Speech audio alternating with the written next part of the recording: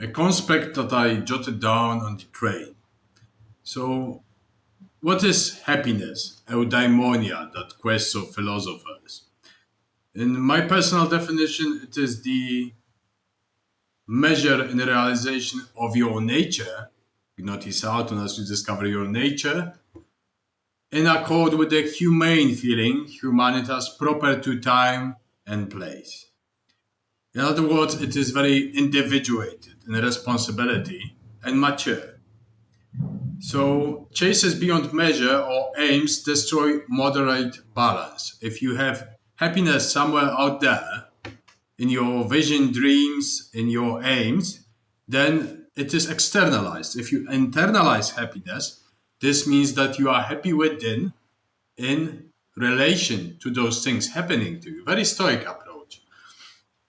And that is to be found within. After you eliminate all the superficialities that distort your moderation and your harmony, you train the character to overarch pain and suffering, because that is a natural thing in life. Pain and suffering happen all the time. And difficulties, antagonisms, to navigate life and your own mind artfully, in a virtuoso manner. So, to each his measure, to each his own, to each a role according to his true nature. That is taken from the Book of Changes, the I Ching. And it is that if you find your true nature and your inner happiness, you fit in a position without superficial ambitions that you are best at and you are potentially satisfied and content in that particular position. Now, some find happiness in cold discipline and well-weighted gravitas. And there are various types of happinesses. If natures are different, so is happiness. I am happy being severe and disciplined. I am very happy being well composed and measured. This is my happiness. It is not fake cheer and enthusiasm that some mistake for happiness. Gladness and joy, that's not true happiness. That's not mature happiness. You may be glad and joyful, but are you happy? Or is it just a surface thing covering much more complex psychological phenomena within you? So, memories, we often memorize happiness. Most of the time, happiness is something that is constant once it is found. And memories of past realizations of happiness and wisdom in happiness, of wholesomeness, self-pertaining intelligibility dictate both contrast and happiness through absence of happiness, denial of life or happiness, or fulfillment in life in happiness.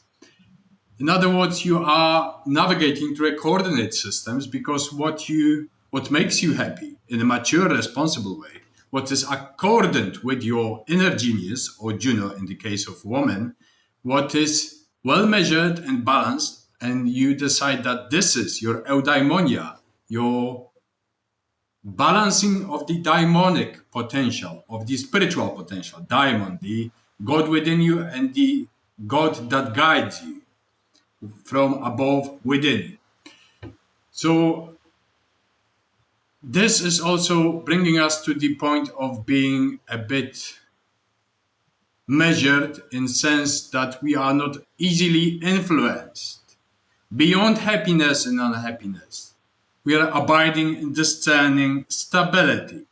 And whatsoever throws us out of this composure, whether be it empty anger or some corruption or something that tries to dissuade us from this humane happiness and responsibility and your own happiness, is making us actually unstable and unhappy. Simple as that. So remember, to each his own. We all have a different definition of happiness and a different abiding spot in our natures, our inner daimon, and the conditions, the circumstances, the time and place of it. So before you think that other things make other people happy, think that it is your projection of your happiness or your definition of happiness, which may be very surface or even superficial, projecting it upon the others.